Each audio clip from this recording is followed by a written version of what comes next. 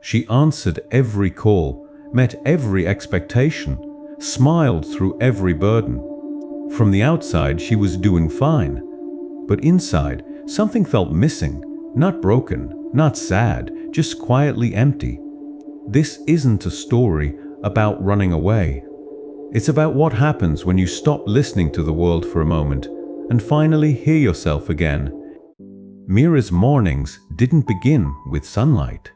They began with noise. Before her feet touched the floor, her phone was already awake. Messages, headlines, reminders.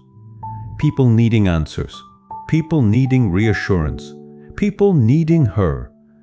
Outside her window, life moved gently. Birds sang without urgency. A tired old dog lay in the sun, perfectly still, as if time didn't matter. But inside Mira's mind, there was no stillness. She said yes when she meant maybe, smiled when she felt drained, stayed strong when she wanted to rest. And every night, when the world finally grew quiet, she stared at the ceiling with a weight in her chest. Not sadness, not anger, just the feeling of being lost inside a life she was constantly maintaining. The thought didn't arrive loudly, it whispered, "What if I stop listening just for a while?" No announcement, no explanation, no dramatic goodbye, just 7 days without the world.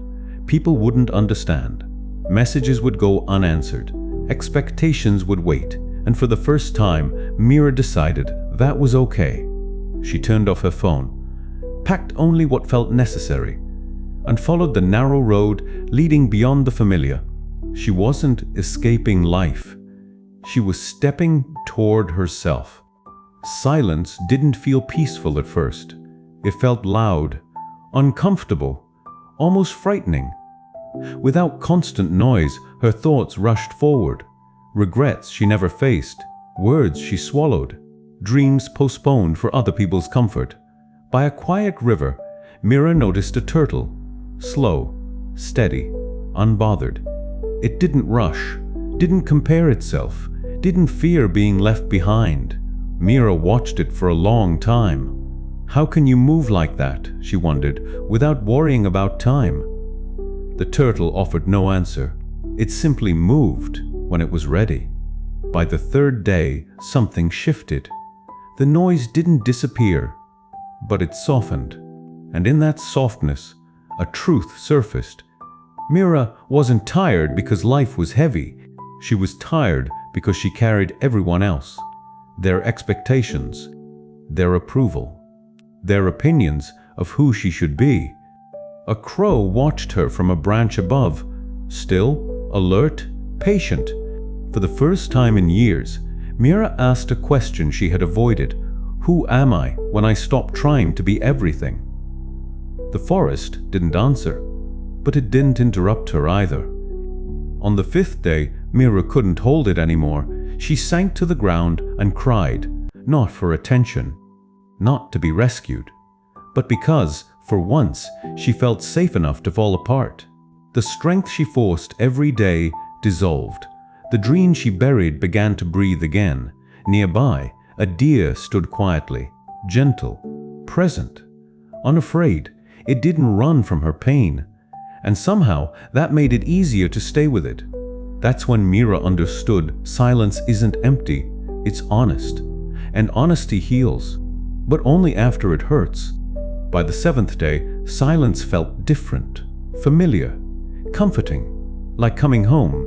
Mira's breathing slowed, her shoulders relaxed.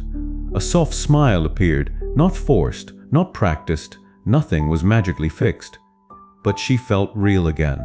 No roles to perform, no pressure to impress, no need to explain herself. The world hadn't changed, she had, and somehow that was enough.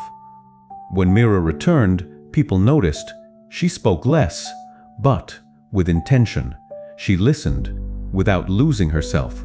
The world was still loud, still demanding, but it no longer owned her attention or her worth. Here's the truth most people never learn. You don't always need answers. You don't always need approval.